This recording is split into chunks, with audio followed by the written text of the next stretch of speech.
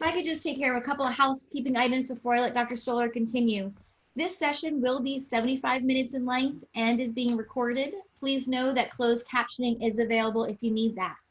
The chat feature is working. You're able to chat with myself and Dr. Stoller, and we'll kind of monitor that chat as the presentation continues. If you have questions throughout, please go ahead and throw them in there. We'll archive and kind of pick through those at the end of our presentation today. Please make sure that you are engaging in social media. We're using the hashtag PA Lit Symposium 2020. Please feel free to share what you're learning, what you're excited about, and what has you inspired over these past couple of days and into tomorrow. I get the great joy of introducing you to one of Pennsylvania's great friends, Dr. Stephanie Stollar. Dr. Stollar is the former Vice President for Professional Learning at Acadience Learning, Inc. She is an adjunct professor in the online reading science program at Mount St. Joseph University and a founding member of a national alliance for supporting reading science in higher education. Dr. Stollar recently formed her own company, Stephanie Stollar Consulting. You can follow her work on Facebook, Twitter, and LinkedIn. Stephanie, as I said, you are a great friend to Pennsylvania, and we're excited to have you this afternoon. Thank you, Dawn. It's such an honor to be here. I have such high regard for you and your entire team at Patton and the work that you have been doing for so many years. And this event is just amazing. So it's really an honor for me to be a part of it. And I want to thank so many of you literacy warriors who are tuning in here at 3:30 in the afternoon after what is probably 2 days of learning.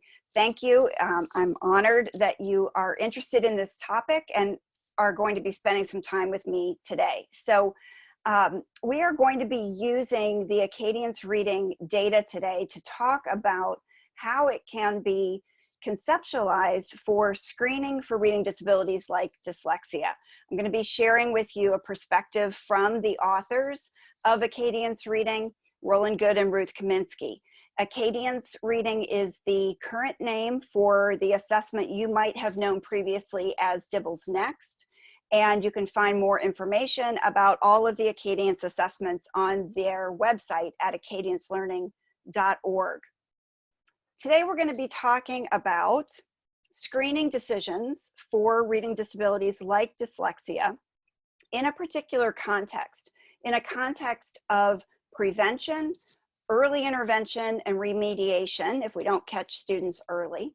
We're going to be talking about these decisions in a context of what we call the outcomes-driven model, where we are driven to change outcomes for students. So the emphasis is going to be on variables and factors that we can control, that are under the influence of our instruction and activities in schools. And we're also going to be talking about the context of not just assessing the student, but also assessing the instructional environment that every student is learning in. This is important. We don't think it's possible to identify a reading disability like dyslexia in the absence of evaluating the instructional context. All of this information is also summarized in a white paper that you can find on the Acadience Learning website under the Publications and Presentations section. You can download the PDF. You can see the first page of it here. It is a briefer treatment of the same kinds of concepts and ideas that I'm going to be sharing with you today. So that would reinforce the presentation. So as I mentioned, we want to be considering decisions about students related to their reading skills within a decision-making model. Acadience Learning uses the outcomes-driven model as their specific collaborative problem-solving process that gives them a series of 5 steps, gives all of us those 5 steps to ask questions and use the Acadience data to answer those questions. So whether we're talking about all students at the grade level or one individual student, we can identify need for support. This is what we do with our universal screening 3 times a year. We can validate that need for support as needed by retesting. We can use the screening and perhaps diagnostic information to plan and implement support for systems and for students. And then we use the progress monitoring tools to evaluate in real time how our instruction is working for students. This is its own little cycle where we might revise instruction perhaps multiple times, and you'll see examples of that in a progress monitoring graph later on. And then at the next benchmark screening time, we are reviewing outcomes for all students by assessing all students on those screening measures. That leads us right back up to step one again, where we now perhaps have a new group of students or new targets of opportunity at each grade level, and the cycle continues. So we're going to be talking today primarily about the first step of identifying need for support. I'll mention some of the additional steps, but we're going to mostly focus on the use of screening data. So identifying need for support, and we're going to be applying that with system level data, so aggregate data, how did all of our students do, and also with student level data. We are going to be using today the definition of dyslexia from the International Dyslexia Association. There are a couple of aspects of this definition that we'll highlight within the presentation. Dyslexia is a specific learning disability, and it's characterized primarily with difficulties in accurate word reading and spelling. And those are typically evidenced by having difficulty with phonological processing, difficulty with phonemic awareness, for example, and difficulty with decoding. So those are the characteristics that we're going to prioritize for screening. They happen to be the things that we've always done screening of when we did Acadience reading. So you're going to see a really close fit here.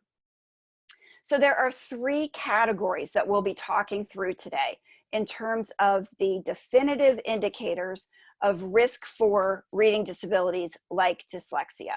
We're not talking about diagnosing dyslexia, although the information that is in this presentation would certainly inform a disability diagnosis if it comes to that for an individual student. But we're talking about the front end of that data gathering process and using your Acadience reading screening for identifying students who are having difficulty with essential early literacy skills, particularly phonological awareness and decoding.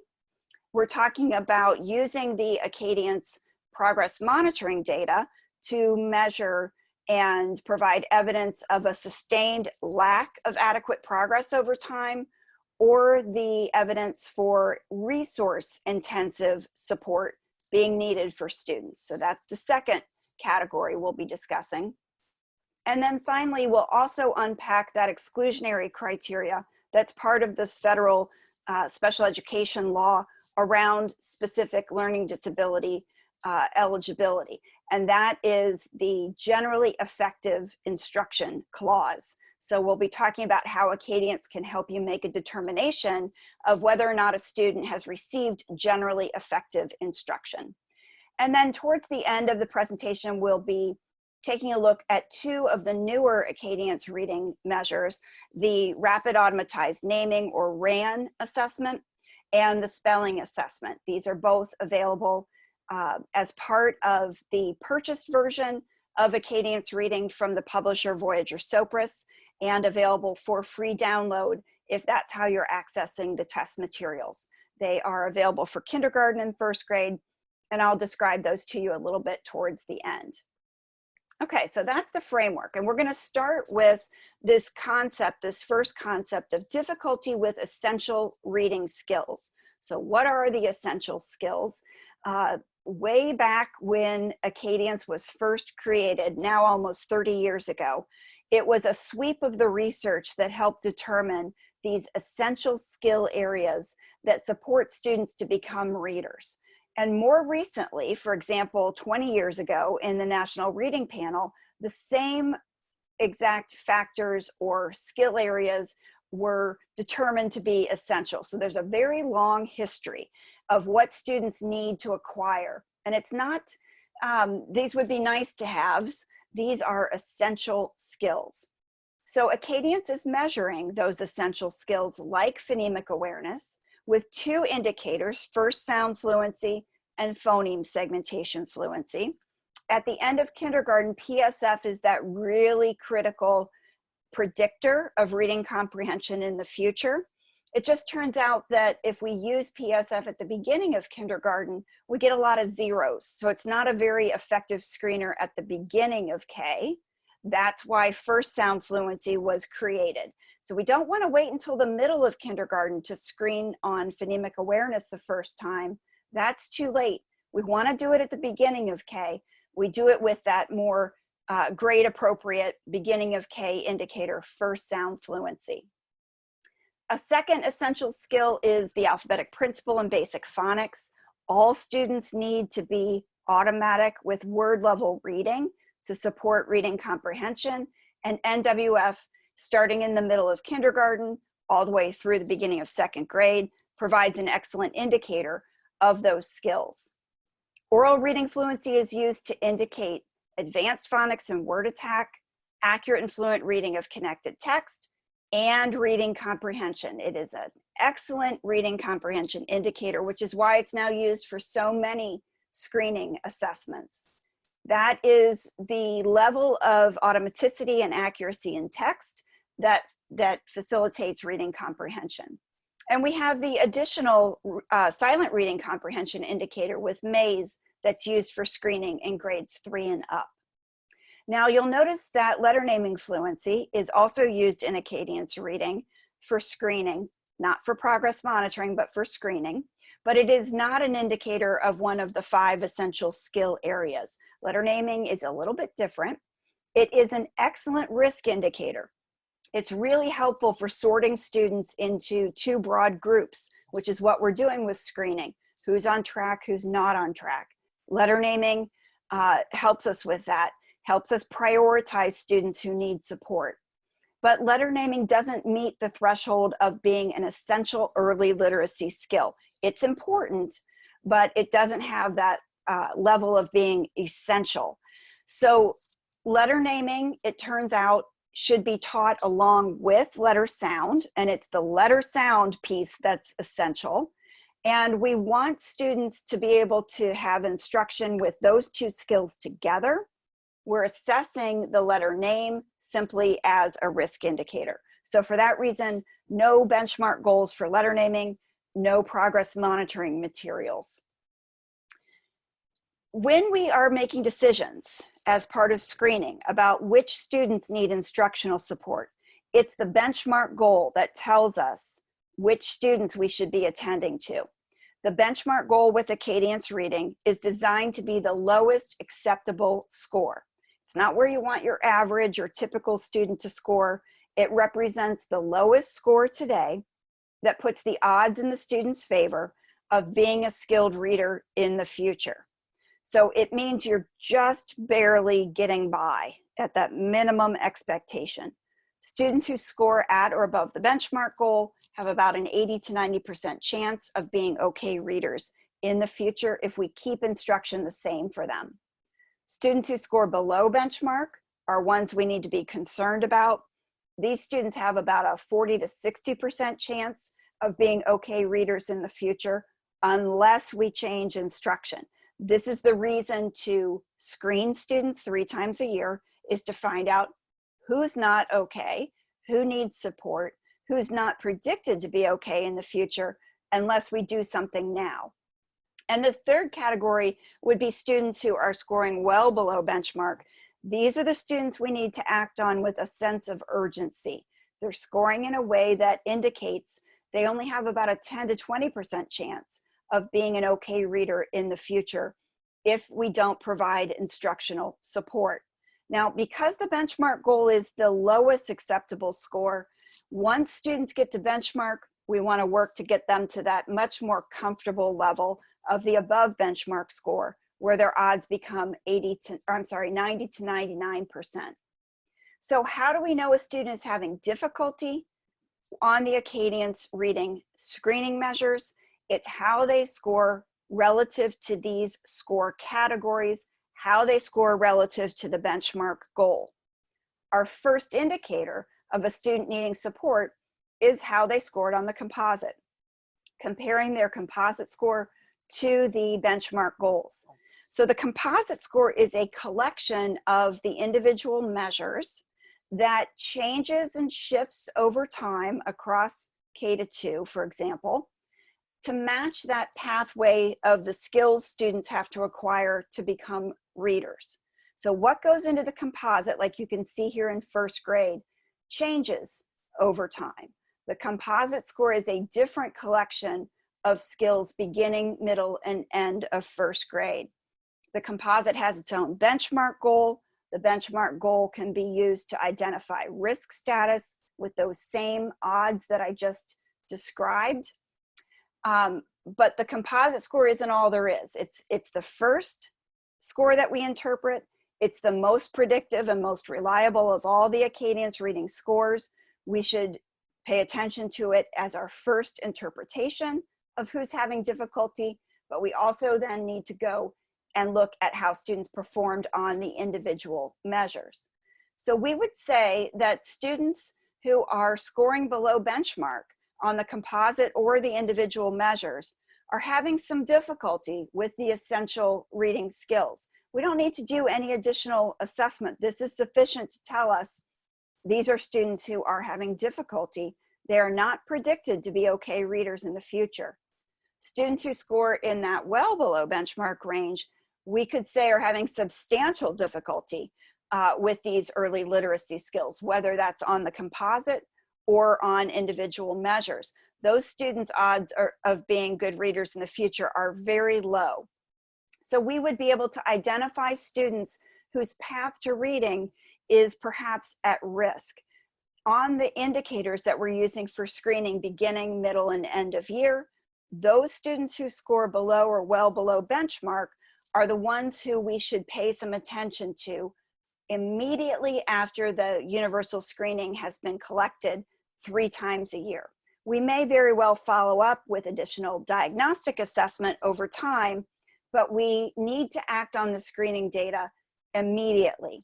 This is not a time to say, let's wait and see how the student does, or let's give them a little bit more time to get settled into kindergarten.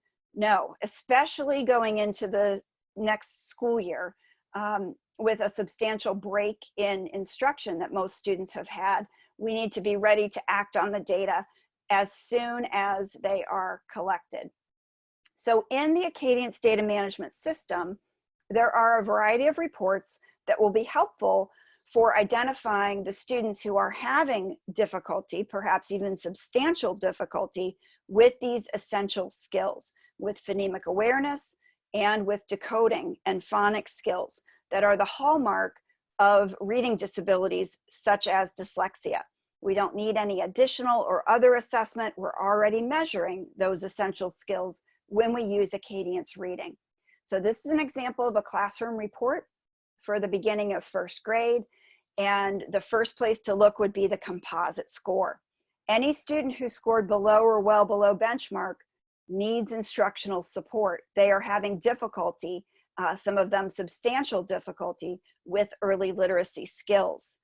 Then we should look at the individual measure scores, the indicators of phonological awareness and phonics.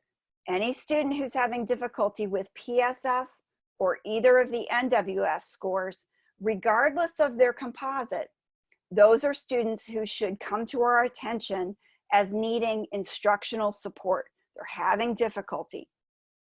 Here are 2 students that we're highlighting, Evelyn and Otis, who are at risk for not being readers at the end of first grade. That's what these screening scores tell us. They have just about a 10 to a 20% chance of being readers at the end of the year based on these screening results. This means we should not wait and see how it plays out, see if it actually does happen that way. This is our opportunity to change that prediction. What we do in the classroom instructionally can change the future for students. And if it does turn out that either of these students are identified as having a disability like dyslexia, starting the instruction as early as possible is going to be critically important. So we can act on this information immediately by providing support on phonemic awareness, as an example. The second sort of category that we are going to be thinking about and using today to relate the Acadience reading screening to screening for dyslexia is this concept of a serious or sustained lack of progress over time, or resource intensive progress. Progress that only happens when we provide intensive resource and support. So that's the second category of ways to think about this. So having low skills on important indicators should cause us to act, but that's not sufficient for saying that we suspect a disability. A student also needs to demonstrate that that difficulty has been persistent over time. Even though we've tried different instructional supports, perhaps even intensive supports, or we have found that what it takes to enable learning is intensive instructional supports, that also comes into play, and it's part of what we're measuring when we use Acadience reading. So this progress monitoring component in the essential skills is baked right into Acadience reading. Same measures that are used for screening are also used for measuring progress over time. This is what allows us to know when we should adjust instruction and when we need to make changes up the chain of becoming more intensive. If you think about a 3-tier model, at what point do we ratchet up the explicitness, individualization, and intensity of instruction? That's usually based on progress monitoring data. So one of the questions that we often ask when we're considering progress for students is, how much growth is enough? What amount of progress is adequate? How do I know if my student is making adequate progress or not? What's the measuring stick for that? So in the Acadience data management system, you have a tool called Pathways of Progress. There's a goal setting tool for you to use at the beginning of the year. There are reports you can generate at the middle and end of year. And I'm going to introduce you to this concept in this presentation, but it's probably something you're going to want additional support on. So I would refer you to the acadiancelearning.org website. Under the training tab, you can find free training on Pathways of Progress in the form of recorded online training. And I know that Patton has had Roland Good in to do training on pathways over the years. They might have additional local resources for you on this tool. Dawn, did you want to add in to that? Yep, I would definitely encourage everyone to head to the Acadience Learning website. Please know that Patton also is available to assist schools in Pennsylvania to assist you with understanding and interpreting these Pathways of Progress reports as we've been going around, particularly during this time of year, to have those conversations. So visit Acadience Learning. If you need something further, your IU support or Patton office would be happy to help in that way. There's so much local capacity within Pennsylvania around literacy. It's just amazing. So many Acadience reading mentors who've been trained directly by the authors of Acadience to support you in understanding this tool. So don't fear if my brief introduction today doesn't cover it for you. So the Pathways logic is based on being an alternative to rate of improvement, to help you identify how much growth is enough for your students. If we're going to use this concept in determining eligibility or suspecting a disability in the area of reading disabilities, we want to know how much growth is typical, and that's what Pathways is going to help you with. The pathways themselves that you'll see in just a minute depend on beginning of year scores. They also depend on where other students nationally ended the year if they started at the same score level that your student is starting at, and they give you a normative comparison. So in the past, all we've had is the benchmark goals. All we've had is the student's own rate of growth relative to their own past performance. Now we've got an additional framework for making decisions about how much growth is typical or enough. So here's what it might look like to understand the pathways, just with a picture of a progress monitoring booklet. This is the free download version of Acadience Reading, showing oral reading fluency for 3rd grade. So this is words correct per minute along the left-hand side. And this is showing a third grade student who's starting the year with a below benchmark score. So we already know this is a student whose odds of being a reader at the end of third grade when you take your state test, their odds are about 40 to 60%. Not very good odds. This is a student demonstrating difficulty with word reading skills, word reading accuracy, one of those essential components and red flags in terms of reading disabilities. So Pathways takes all the students in the data system previously who started the year with the same level of skills that your students did, and it's going to reflect to you where did that subset of students end the year. So it's not all third graders, it's the third graders who started with the same beginning of year scores that your student has. And it's going to show you how did that subset end the year. So here's, for example, where some students ended third grade. Here's where other students ended third grade with much higher scores. And there were third graders who ended the year at places in between. What Pathways does is draw bands or pathways in those end of year scores, in the distribution of the end of year scores for that subset of students who began the year with the same level of skills that your student is starting with. And we talk about typical progress as being that end of year score between the 40th and 59th percentile. And we can draw a line between where the student is starting and where they end the year that looks something like this. We talk about well above typical progress, well below typical progress, above typical, and below typical. And you get to see this information at the beginning of the school year. So you know what the benchmark goal is, and now you also know how much growth is typical. This is helpful in setting progress monitoring goals for your students and also for evaluating how much students have grown. This is what it looks like for one student, but I want you to know that the pathways are customized to every beginning of year score. So here's a different third grade student who had quite a different words correct score at the beginning of the year. Here's how the pathways look for this student. Again, based on where other students in previous years ended the school year. So the 40th to 59th percentile forms the boundary around what we're going to describe as typical progress. So typical growth looks different for different students. Here is a different student who started third grade much higher in the at or above benchmark range. And so for this student to end the year at the benchmark goal actually represents well below typical growth. Typical growth for a student who's starting as high as this one did, typical growth is way up here. So the pathways are customized to every beginning of year score. This is really, really helpful, especially if we are using growth or sustained lack of growth as one of the factors for determining whether or not we suspect a disability like dyslexia. So here's the table that shows you all 5 of the pathways, gives you the color coding that you're going to see coming up on the graphs, shows you the stars, like dining, 5 stars are best, and the actual numbers that you're going to see on some of the reports related to the pathways as well.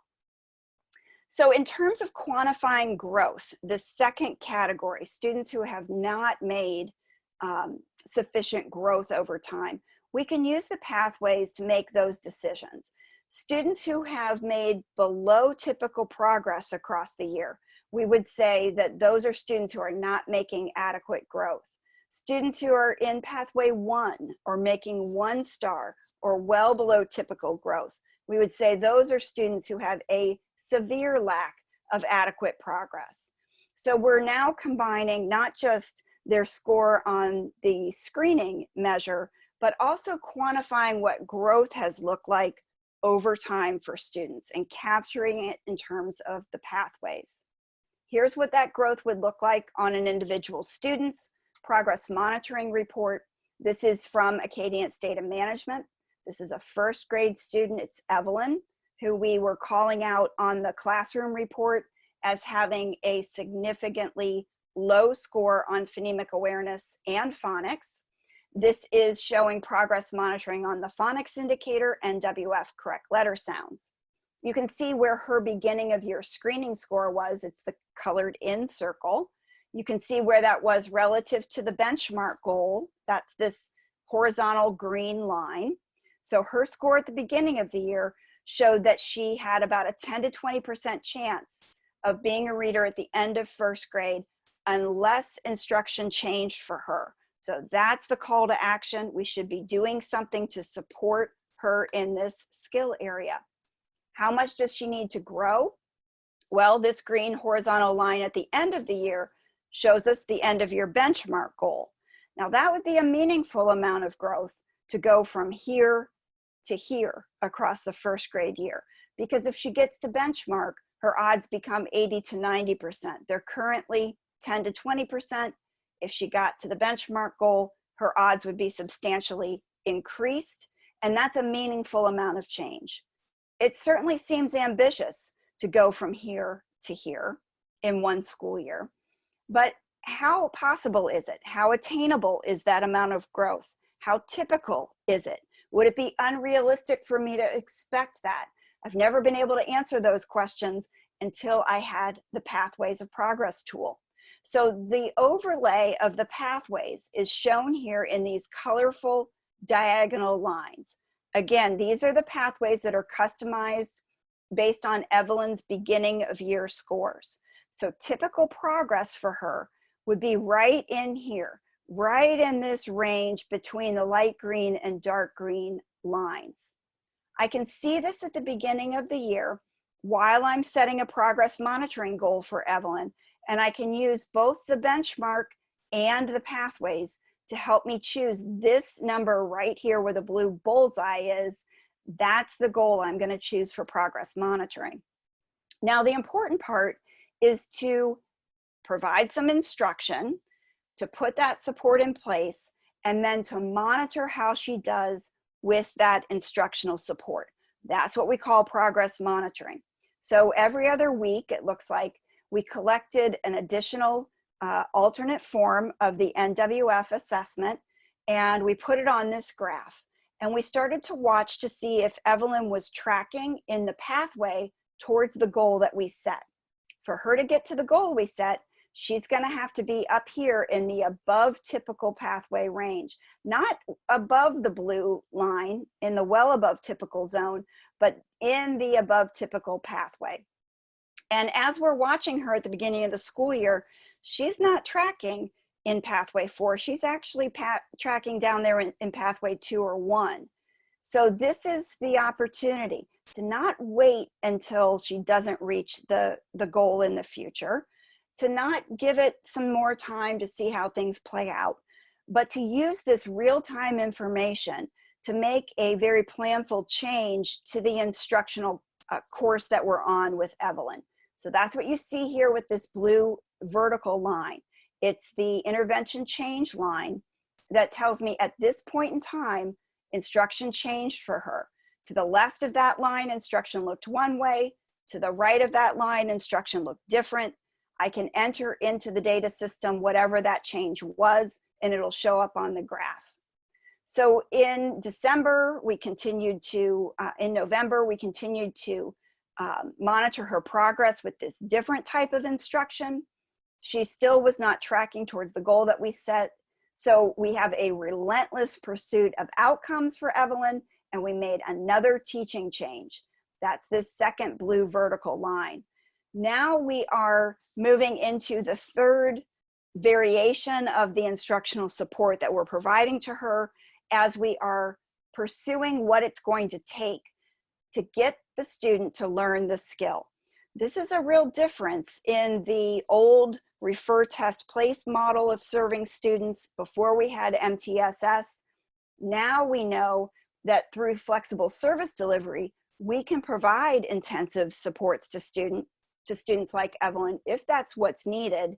And we can then suspect a disability if what it takes to enable learning, like you see here for Otis, what it takes is unique and specialized and individualized.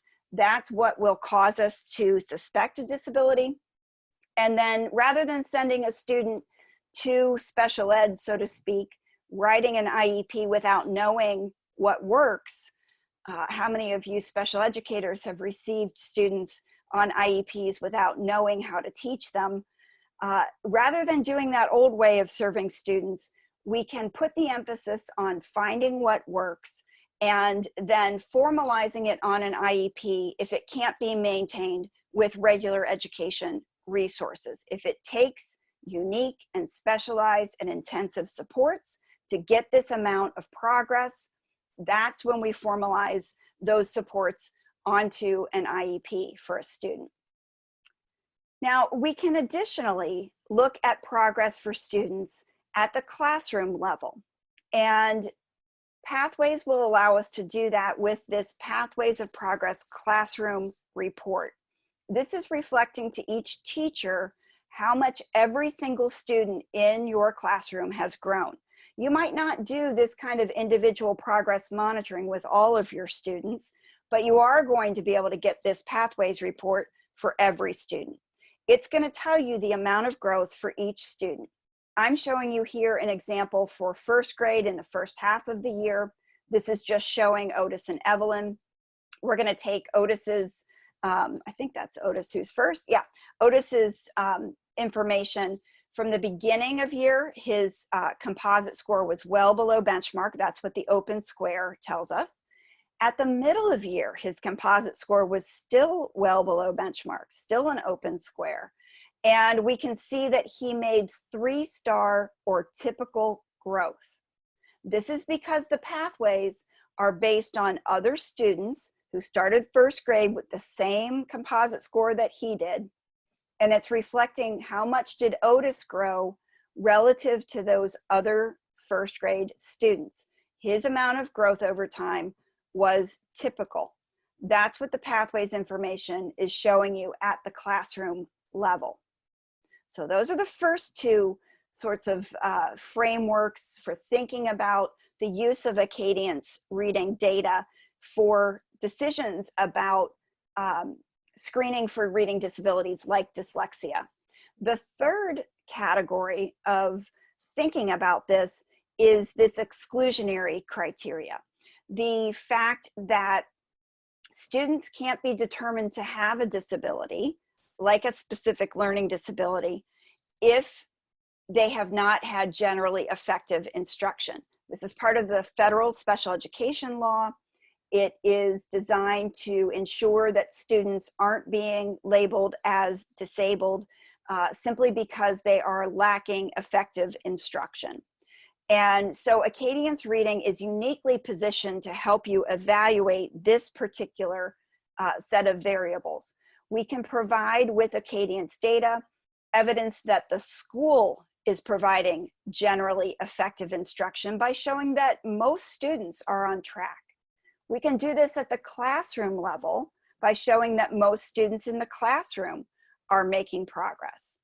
And we can do it in categories. We can show how much progress did students make if they scored at benchmark, below benchmark, or any of the score categories. And we can also do it for small groups. We can look at the relative effectiveness of our small group instruction. So at the school level, the classroom level, the score category level, and also the small group level. Without any additional data collection, with no more time taken away from instruction, using your Acadience screening and progress monitoring data for these kinds of decisions and determinations.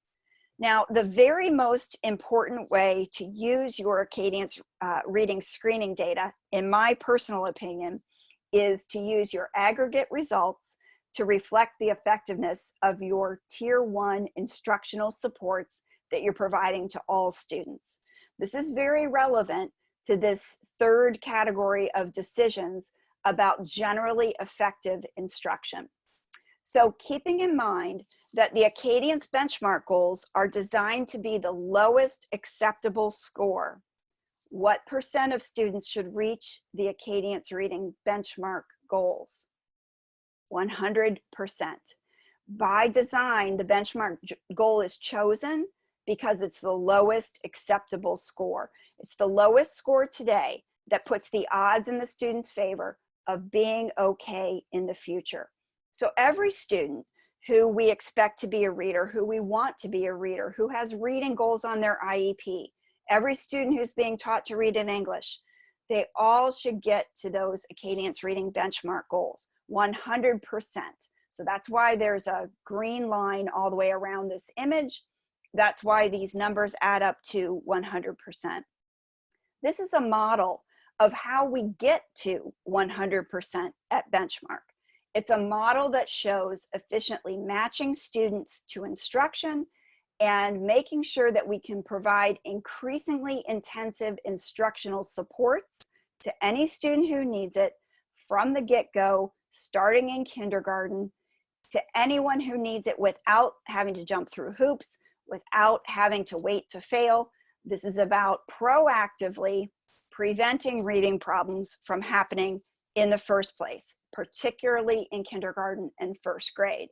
So the organizer here is to make sure that our instruction in Tier 1, what we're doing with all students, is so powerful that it causes at least 80% of students to get to the Acadience benchmark goals. This is job one in implementing MTSS. We have to make sure that the first way we teach every student, in the place where we have them for the most minutes, that's Tier 1 instruction, something like 90 to 120 minutes, is so powerful and effective that it causes the majority of students to get to the goals. That's job one of an MTSS model. Use your first reading instruction to shrink the proportion of students who need something additional. It's hard work to add on strategic supports at Tier 2 or intensive supports at Tier 3. We need to apply a lot of resources to Tier 2 and Tier 3. So we don't want to have to do it with very many students. So the first step after your universal screening is to use those outcomes to analyze the effectiveness of your general classroom instruction. The way to do that is with the overview report from Acadience Data Management. This is helping you to get an evaluation of, is our reading instruction generally effective? Before we make a determination about any individual who has significantly low skills in phonemic awareness or phonics, any individual with low skills who has not made progress, that's at least typical over time, we have to be able to ensure that the first reading instruction we're providing to all students is actually effective, that it's actually working. And we use that criteria of at least 80% as that target. So something like the overview report would tell you how are we doing for all first graders at the beginning, middle, and end of the year. And it's a real easy visual with the pie chart to be able to glance and see this school is providing generally effective first grade instruction. At the beginning of the school year, only about half of the students were on track to be readers at the end of first grade. And that's a real cause for alarm. That doesn't mean that all the students who are below or well below benchmark are going to get Tier 2 or Tier 3. That would very quickly overwhelm our Tier 2 and Tier 3 systems. We wouldn't be able to actually deliver on what Tier 2 and 3 are supposed to be able to do if we're trying to apply it to half of our grade level. So the response instead should be about improving that first instruction that we're providing in Tier 1 to be a tighter match to the needs of the students, that we're making sure it's highly differentiated, that it includes all the elements of structured literacy that you've been hearing about through this symposium, that we're using our screening data to do a match between students and instruction in Tier 1. And you could see even by the middle of the year that they improved to having about 80% of their students on track. So this is really nice evidence that this school in first grade, where Evelyn and Otis are being taught to read, this school is providing generally effective instruction. By the end of the year, they were having about 90% of their students at benchmark on the composite. Again, very convincing evidence that this school is providing, excuse me, generally effective instruction. Let me just go back one second. Without this kind of evidence, let's just pretend what happened at the middle and end of the year was kind of like a flat line, like maybe only 50% were on track at benchmark at the middle and end of the year, or it just nudged up to like 60% at the middle and end of the year. I would be less convinced that Evelyn and Otis are being taught to read in a generally effective environment. It would be much more difficult to say that Otis or Evelyn are unique in any way. If half of the grade level is below or well below benchmark, what's special about Otis and Evelyn? What makes me think that they may have a disability like dyslexia? It's impossible to pick them out of the crowd, so to speak. So that's the difference. We're not just measuring student skills and student performance in these important indicators. We're also measuring the instructional environment that every student is learning to read within. So another way that we can measure school effectiveness with the Acadience data management reports is to look at the effectiveness of our instruction for students who score in those 3 score levels: at or above benchmark, below benchmark, well below benchmark. And it's the effectiveness report that allows us to do that. This section of the report, this column, is telling us about how did students do at the middle of the year if they were at or above benchmark at the beginning of the year. And we can see that the vast majority of students who started the year at benchmark, they're still at benchmark at the middle of the year. Again, evidence that the instruction is generally effective. How effective were we for students who started the year below benchmark on the composite? We can see that we caught up the majority of those students to benchmark by the middle of the year. This is providing really nice evidence to go along with that overview report to say that this school at this grade level has an instructional context that could be called generally effective. And so if a student is not learning to read in this kind of a context, it elevates our concern about that individual student. Now, we also can look at the effectiveness of instruction at the classroom level. We can generate a classroom overview report. We can generate a classroom effectiveness report. We can also generate a pathways report at the classroom level, and that's what you see here. This is a summative growth report. It's only available at the end of the year. I don't believe this is available yet at the middle of the year. So if you didn't do an end of year screening this school year, you wouldn't be able to generate this report, but you could look at it from last year. And what this is doing is taking the pathways for each student by classroom and comparing that classroom progress and growth to other classrooms nationally.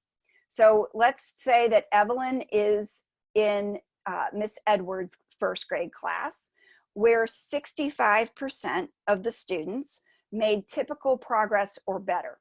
At the end of the year, they had 3 stars or 4 or 5 next to their name. They had made at least typical progress, 65% of that first grade class.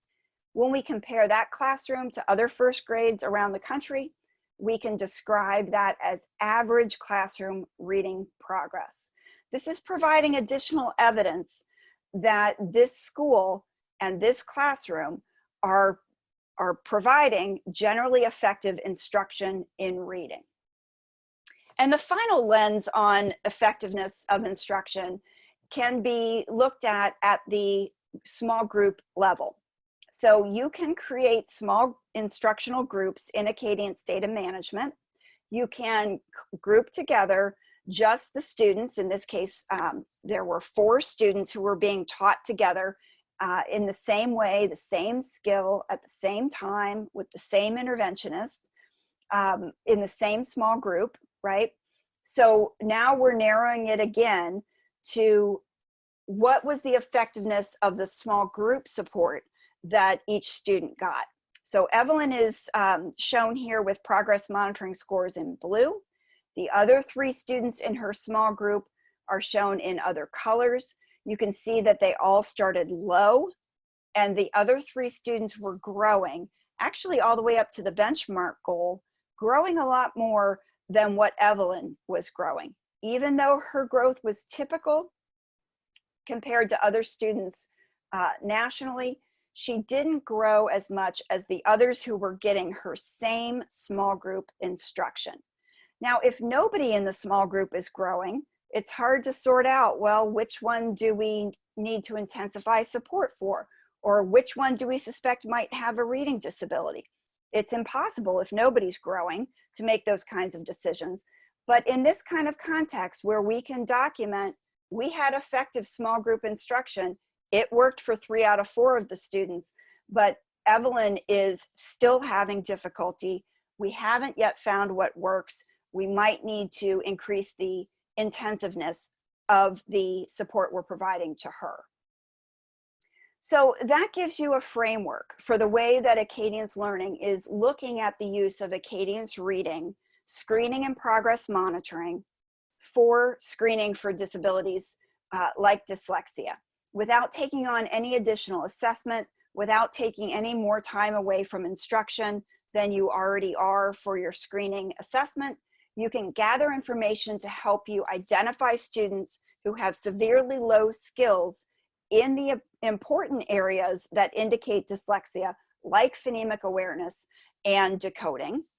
You can also identify students who have a sustained lack of progress over time or have resource intensive progress, and you can quantify whether or not those students are learning in a context that could be described as generally effective. So that's the general framework. That's the definitive indicators that we would encourage you to use when you're screening for reading disabilities like dyslexia. There are 2 additional secondary indicators that you might consider in this decision-making framework, and that would be rapid automatized naming, or RAN, and spelling. These are 2 measures that are newer in the Acadience reading system. They are available currently for free download if you'd like to try them. They will be available as part of the classroom kits that can be purchased from Voyager Sopris, and they'll be available for use for additional decision making. They're not meant to replace the screening measures that you're already doing. They are supplements to those. So the rapid automatized naming, this is an area of skill that lots of research has found to be related to reading difficulties. Many students who are struggling readers have difficulty with automatic naming. This is a skill that is predictive of having reading difficulties. So it's a nice tool to use for screening. It is adding to what we already know from screening on phonemic awareness. So phonemic awareness is still the primary indicator. It's not going away, and it's not replaced by screening on RAN. RAN is not sufficient.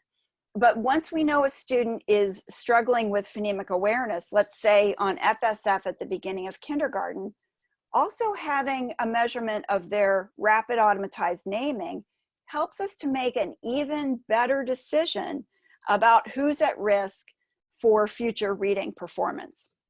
So it's an additional screening tool. This is a skill that is very similar to letter naming in that it is a risk indicator. It is not an instructional target. So please don't go out and think that you can improve the naming speed of your students. Don't try to target this for instruction. We are not looking for you to directly teach it.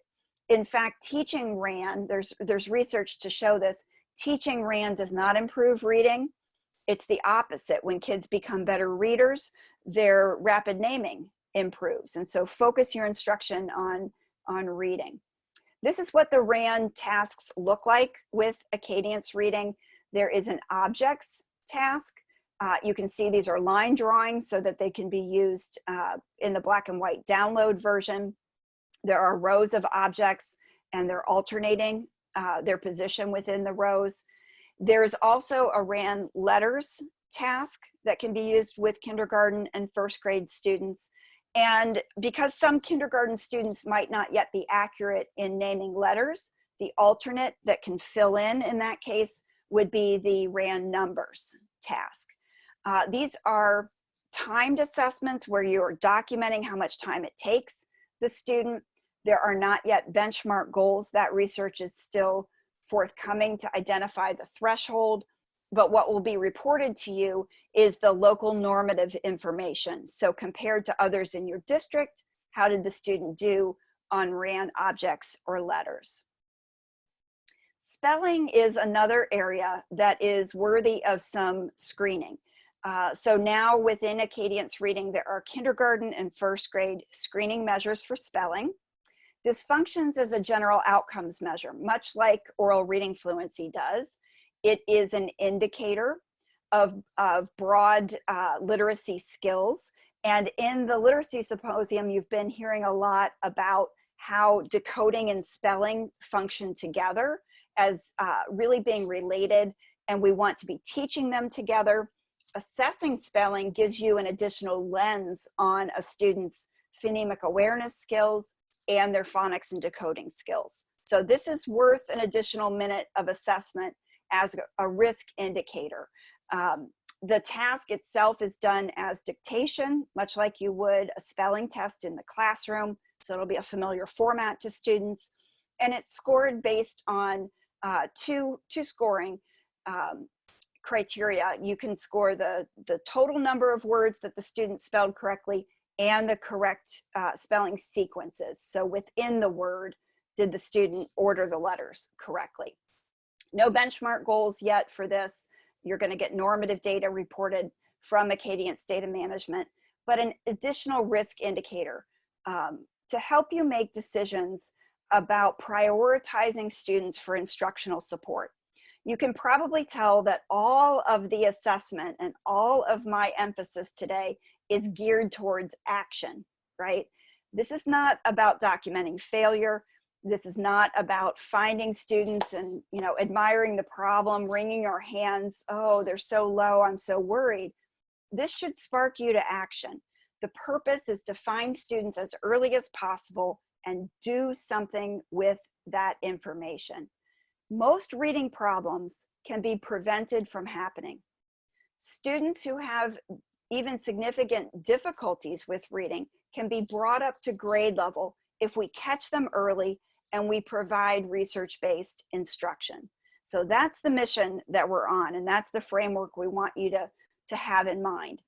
To help you on that journey, if you're in Pennsylvania, you have fantastic resources within the Patton system, within your system of intermediate units, and from conferences like this one, where you're going to get the best of the best in terms of your own learning from people like Anita Archer, who wrote this amazing book about how to provide explicit and engaging instruction in all of the 5 essential literacy skills.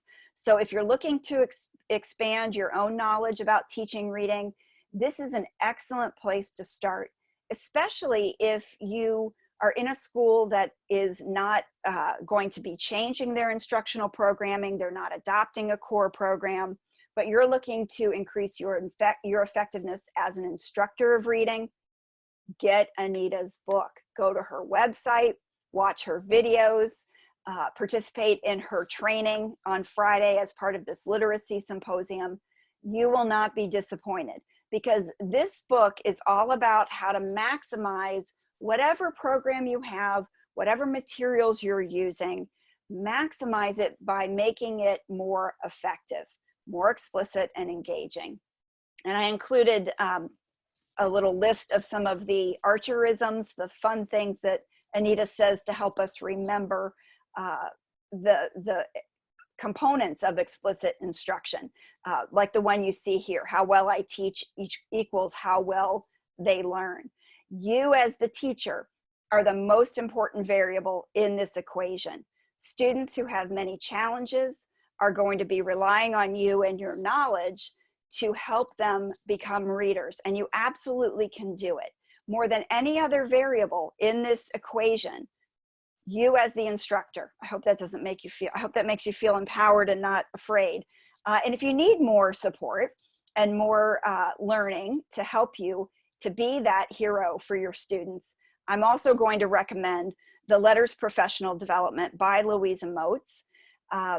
This is fantastic and in-depth learning on a variety of topics related to literacy. Again, not a program, but to help you become a better instructor with whatever program or materials you use. And if you're in Pennsylvania, lots of opportunity for letters training through Patton. If you're not in Pennsylvania, contact the publisher Voyager Sopris about accessing letters training. You can do it online if you need to.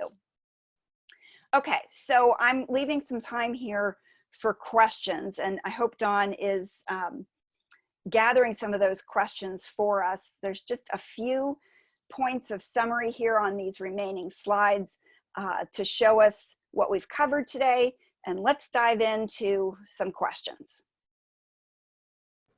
All right, Stephanie, we have a couple questions regarding administration of the RAN and the spelling. Would you recommend giving for example, the RAN is just another minute probe. Would you recommend giving that at the same time you're giving the other probes, or would you do it later to kind of break up some of the assessments? Do you have thoughts on that? Yeah, I would recommend giving RAN at the same time as you do your other assessments for universal screening. Those materials are going to be available, as I said, in the test kits from Voyager Sopris. So you'll have everything you need. I just would spend an additional minute to do RAN and spelling. Now, we always say if a student has individual differences around attention span or focus, you might deviate from that plan, and you could spread this out over time, perhaps even across consecutive days if you needed to. But those would be really few and far between cases. I think it's okay to go ahead and add these additional 2 minutes to the assessment. Now, there are implications there for your overall time for screening. So now's a really good time to be thinking about that and planning for it. You might want to increase the size of your assessment team. You might want to have 2 floating subs instead of just 1, so that you can get through all of the classrooms in your district in that same 2-week benchmark testing window. So plan for that now. If you need to train some additional people, increase the size of your assessment team, now's a good time to do it. And just along those same lines, the spelling assessment, is it like other spelling assessments in which we can give it a whole group, or is it best to do one-on-one like the other Acadience probes? Oh my gosh, I can't remember. I've been away for 2 months and I've already forgotten. So I'm gonna have to follow up on that. I believe it can be done whole group, but I hate to answer things that I'm not certain about. Somebody else in this workshop today might actually know that answer and can send it to us in the chat. Otherwise, I'm going to refer you to the customer support line at info@acadiancelearning.org to get that answered definitively. Those are good questions. And I think there were a couple other questions regarding a little bit more specific for the Acadience platforms. And I'm not sure, I know you have ventured out on your own, which we're very excited about. Do you know if the mobile scoring platform is available this fall, or is that another one we should head right to the Acadience information site? That one I know, and it is available. It's available for purchase now. It will be available for you to use, I believe, beginning in July. So when your school starts again, for the next school year, you'll be able to use the mobile scoring version of Acadience Reading.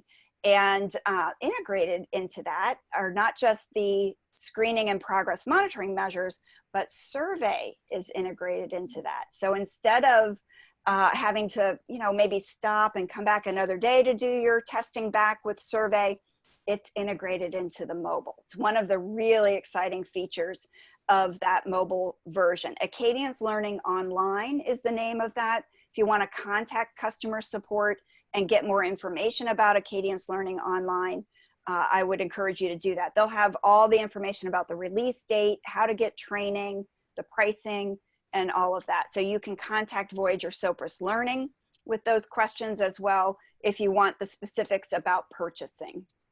All right, and Kim R shared that you can give this spelling assessment whole group. So thank you, Kim R. We appreciate that extra assistance today. Thank you so much. So I am looking here, and some of the questions were regarding where to get information. So we're sharing the info at acadiancelearning.org. Voyager Sopris Learning is also where you can get that Acadience purchasing information. So yes, be sure to head to that website. I will say that since Stephanie, you mentioned letters, please know that in Pennsylvania specifically, I believe almost every single intermediate unit has a minimum of 1 letters trainers, and your patent system is full of them as well. So please make sure that you reach out to your IU and or your patent system, as well as explicit instruction. We do have at the patent level several folks who are Anita Archer certified to provide explicit instruction, professional development, and coaching. So please make sure that you reach out in that regard as well. So many great resources in Pennsylvania. You guys truly are the national leaders on literacy and on reading improvement.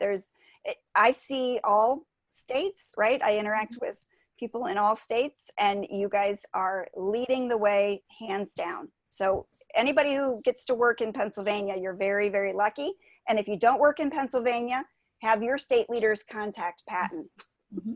Yes, we're always happy to share. And on behalf of the entire patent system, I will say thank you for that compliment. I'll be sure to share that. So thank you so much. It is the truth. Absolutely. All right. Looking here, I'm not seeing any other questions come through unless anyone wants to take a second to pop those on. Stephanie, and you and I were sharing earlier the true dedication of educators to stay until close to 5 o'clock for learning. It's impressive. I would say it's inspiring and it's impressive. So I thank you so much on behalf of the entire patent system and Dr. Stephanie Stollar for sticking